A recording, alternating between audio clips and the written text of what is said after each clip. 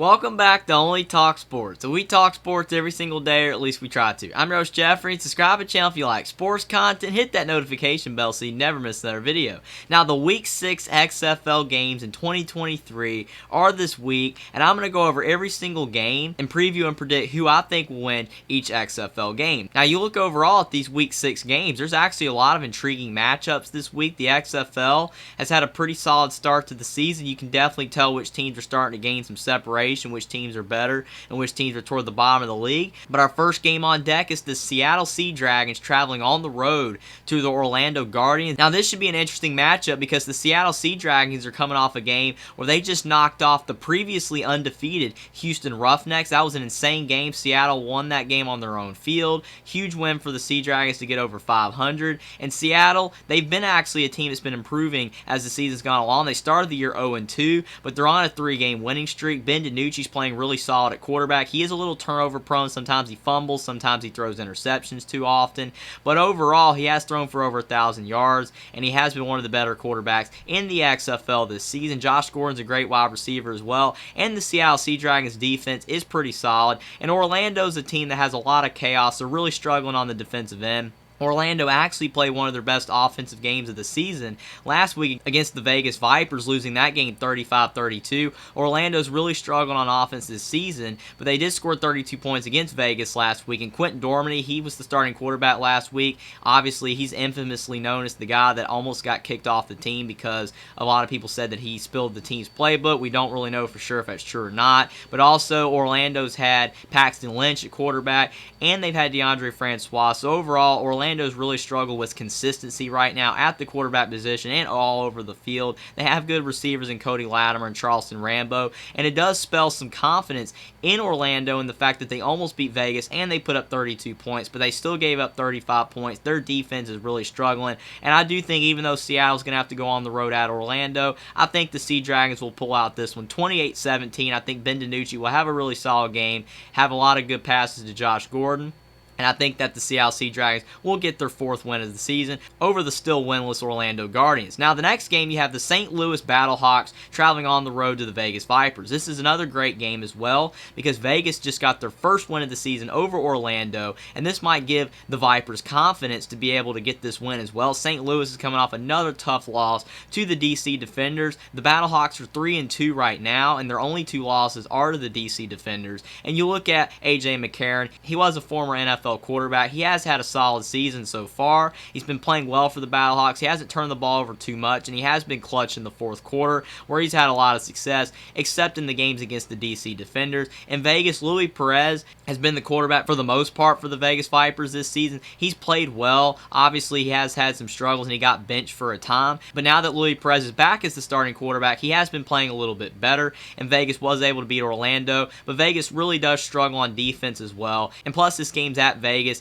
and Cashman Field, aka Cashless Field, is still a really tough place to play, even for the home team, because the field is just not really well put together. And I do think that the Vegas fans, they will provide a little bit in this game to help out Vegas, but still, they don't really have great fan support because Vegas has really struggled. I do think St. Louis will have a tough time in this game, especially because Vegas got their first win of the season. But I think A.J. McCarron Magic will find a way for the St. Louis Battlehawks, and St. Louis will move to 4-2 with a 24-21 win over the Vegas Vipers. And now you move on to the San Antonio Brahmas traveling on the road to the Arlington Renegades. This is a rematch of last week's game where Arlington went on the road and won at San Antonio, and they won that game 12-10. That was a really low-scoring game. A good win for Arlington as they moved to over 500 on the season to 3-2. San Antonio falls to 1-4. They're really struggling right now, and they've been in a lot of close games. And Jack Coney's a solid quarterback. Hans Ward is the Brahmas head coach. He has tried to do a solid job this year, but San Antonio just cannot find a way to win.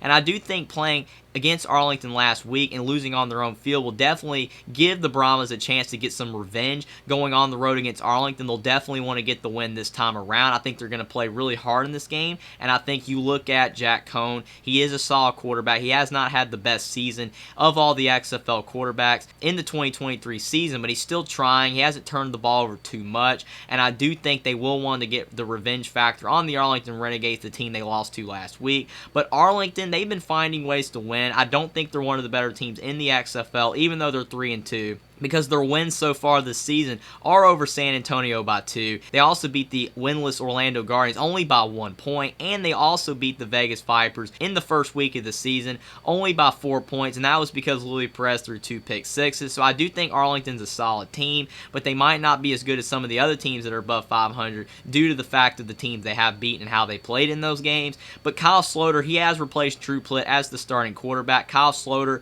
he was really solid in the USFL last year. He's been playing better as he's been the starting quarterback longer the last couple weeks. And Bob Stoops, he is the head coach, and even though Arlington has had a lot of struggles, he's still a great coach overall. Had a lot of success in college football, and I do think because Arlington beat San Antonio last week, even though Jack Cohn and the Brahmas with Hans Ward head coach will do everything they possibly can to go on the road and get the revenge over the Arlington Renegades, I'm going to go with the Arlington Renegades to sweep the San Antonio Brahmas, beat the Brahmas for the second time in 2 weeks, and get the win 17-14. I think Arlington's going to move to 4-2 with this win. And then the last game of the Week 6 XFL season in 2023, you look at the Houston Roughnecks traveling on the road to the DC Defenders. This is a high-profile game. DC is the only undefeated team left in the XFL at 5-0, and you look at Houston, they finally lost their first game. They're 4-1. They were previously undefeated, but they lost to the Seattle Sea Dragons on the road. That was a really tough loss, but both these teams are really good. Houston has Brandon Silvers at quarterback, and they have a lot of good receivers, and their defense has been solid for the most part this season, but DC has a 2-quarterback attack with Jordan Te'amu and De'Aaron King. They're both dual-threat quarterbacks, and they both come in at different times. Jordan Te'amu is a better passer. De'Aaron King, he's much more of a runner, but they both are fantastic dual-threat quarterbacks that are definitely tough for the other teams to stop, and DC's been finding ways to win all season, and they're really tough to beat at home where they have a great home crowd. The Beer Snake, as everyone knows about, has been awesome this season for DC, and they've been playing fantastic, definitely looking like a team that could go undefeated, but I do think Houston will be a tall task. The fact they just lost at Seattle, Brandon Silvers at quarterback's not going to want to lose another game in a row, and I think Houston's going to do everything they possibly can to win. They have a really solid defense, and their offense, while they struggled at Seattle, I think will play much better in this game at DC. But again, with this game being at the DC Defenders home field, this is going to be really tough. They have probably the best home atmosphere of all the teams in the XFL this season, and Jordan Te'amu and De'Aaron King will be really tough for the Houston Roughnecks to stop. And I think overall, even though DC does have a defense that sometimes struggles to stop the other team, they have been in a lot of shootouts this season. They find a way to get timely stops, and I do think that the DC Defenders will stay undefeated and move to 6-0, and Houston will lose their second game of the season, and it will be a 35-27 win for the DC Defenders. But it should be a fantastic Week 6 in the XFL season. I'm looking forward to it. You have all these great games. The league is starting to get around the halfway point. We're going to start to find out which teams are going to make the XFL playoffs and which teams aren't, but it should be a lot of fun down the stretch of the season. Subscribe to the channel if you like sports content. Like this video down below. Comment down below which XFL teams you think will win the Week 6 XFL games of the 2023 season. Follow me on Twitter as well, and I will see you next time.